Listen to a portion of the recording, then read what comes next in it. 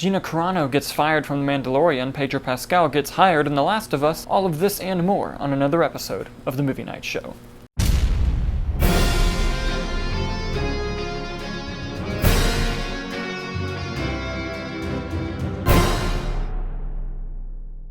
By the way, some of this news is going to be really old, some of it's going to be more recent. Sorry about that, it's just been a crazy couple of weeks. I wanted to get a lot out, so here we go. Welcome back, everybody, to another episode of the Movie Night Show. My name is Dalton, and if you're watching this, it's because you want to hear my uncensored and unfiltered thoughts and opinions about the world of entertainment news. And we're going to start off with the big topic as of recent days, and that is Gina Carano, who starred as Cara Dune in The Mandalorian, has been let go by Lucasfilm. Lucasfilm gave a public statement saying that she is no longer employed and that they have no plans to use her in the future. But the story gets even more juicy when you go into the Hollywood Reporter article. Now, the article does go on to say that the reason of her firing is due to social media posts.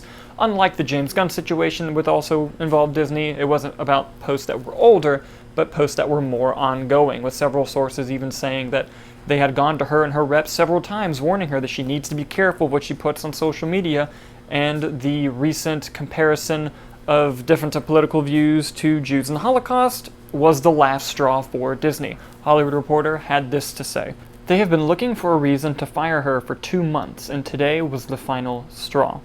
And even more interestingly, the Hollywood Reporter article goes on to say, according to sources, Lucasfilm had plans to unveil Carano as the star of her own show during a December Investors Day presentation, but scrubbed those plans following her November tweets.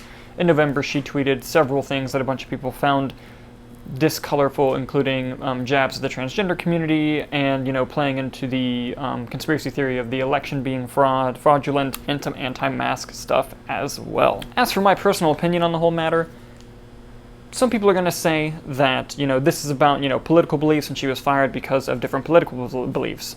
I don't believe that's what happened, because I believe that that would be wrong. However, after giving her several warnings that her behavior is getting out of hand and she needs to tone it down, because it wasn't just political beliefs at that point, it was dangerous conspiracy theories. So while if I was in charge of Disney, I don't know if I would have taken the step to let her go. I do completely understand the decision, and we'll find out what they do with the Cara Dune character. Will they recast? Will they just bring in someone new to replace that hole that she'll leave in the show? Let me know what you think in the comments below. Speaking of The Mandalorian, Pedro Pascal has been cast in the Last of Us HBO adaptation, according to Deadline. He will be joined by Bella Ramsey, who will be playing the role of Ellie. And it looks like this show's finally getting on track. A while ago they announced that the series would be happening, and now they have their 2 lead cast members, who I both believe were on Game of Thrones at one point. Let me know if I'm wrong.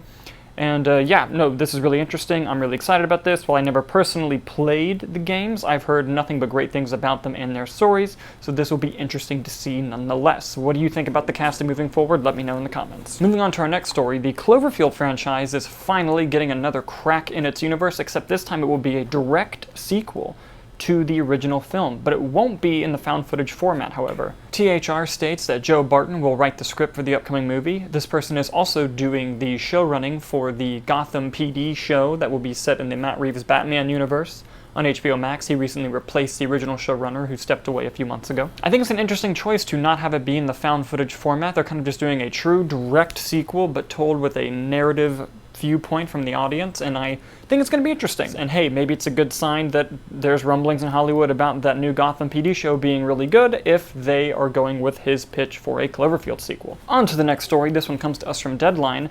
Ryan Coogler has signed a 5-year exclusive deal with Disney Television, and part of that deal includes a Disney Plus series about Wakanda. Bob Iger gave a quote about the story, saying, "Ryan Coogler is a singular storyteller whose vision and range have made him one of the standout filmmakers of his generation." I absolutely agree with Mr. Iger on that. I think Ryan Coogler is a fantastic filmmaker, and the fact that Disney's going to be sort of bringing in his talents for an exclusive deal is a smart move on them. It's never a bad idea to add talent. And I'm really curious in this Wakanda show that's going to be on Disney+. So far, they've kicked off their Marvel stuff with WandaVision and Falcon and Winter Soldier next month. Apparently, the Wakanda series is just going to be exploring more aspects of that amazing world that was shown to us in the Marvel Cinematic Universe, and I personally am really looking forward to it. Another story coming to us from Deadline is Ethan Hawke is joining Scott Derrickson's next horror movie, The Black Phone. The reason why I'm particularly excited about this story is because I loved their pairing on the movie Sinister. That's one of my favorite modern horror movies, and I thought that Scott Derrickson and Ethan Hawke really brought out a great character story while also being scary as shit, which I assume The Black Phone will do just that as well. Are you guys excited about this? Are you looking forward to The Black Phone? Did you like Ethan Hawke in Sinister? Let me know. Speaking of the Marvel-ish world, I'm awful at segues. Chloe Zhao, director of the critically acclaimed Nomadland and will be directing the upcoming Marvel film Eternals, has now signed a deal with Universal to direct a Dracula movie. But not just any type of Dracula movie. This one comes to us from The Hollywood Reporter. This quote in the story is what really piqued my interest about the project. The new Dracula project, however, will be a far cry from the more traditional or even modern incarnations made over the years. Details are being kept in the coffin, haha, but Zhao's version is described as an original, futuristic sci-fi western.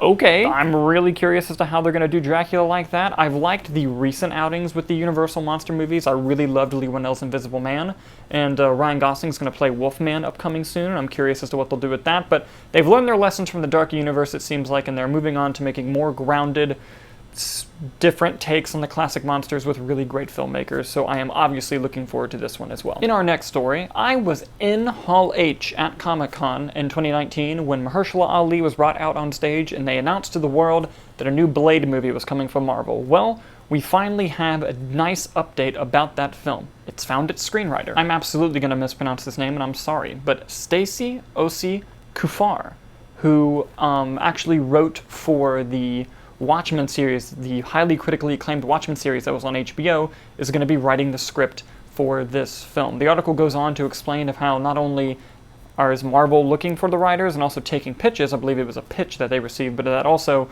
Mahershala Ali himself is involved in finding the right storyteller for this project. So the fact that they have a screenwriter means that eventually we'll be hearing more news about the new Blade film, and the fact that, you know, they were really impressed by her pitch and she's already been writing on a show that's gotten tons of critical acclaim, it's nothing but good news, so I'm really happy about this, and I look forward to seeing what she can do with Blade. Speaking of people involved in Watchmen and now are doing other things, there is a director on Watchmen who's going to be doing a remake of The Wizard of Oz. Nicole Castle is going to be doing a remake of The Wizard of Oz. My stance on remakes has changed over the years. Right now, this might be unpopular to say, but this is how I feel about remakes. Bring them on.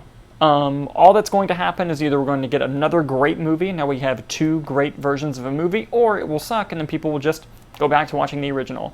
I don't really buy the claim that a remake will hurt the original in any way, and studies have actually shown that when you remake a movie, more people seek out and buy and watch the original film. So more people than ever are going to be watching The Wizard of Oz than previously before because of this news and because of this remake, which I think is a great thing.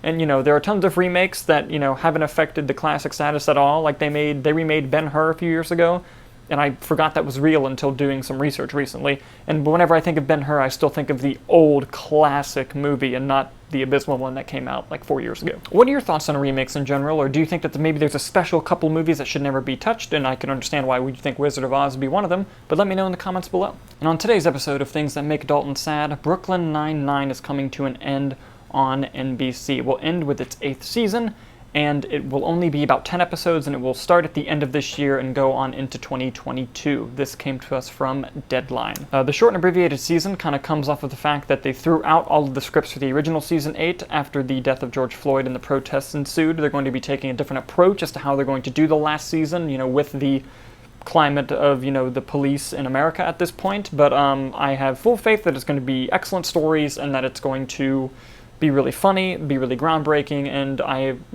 they're really good at doing finales. I think every finale of Brooklyn Nine-Nine has been very emotionally satisfying, especially the one that they thought was going to be the last episode until NBC saved the show.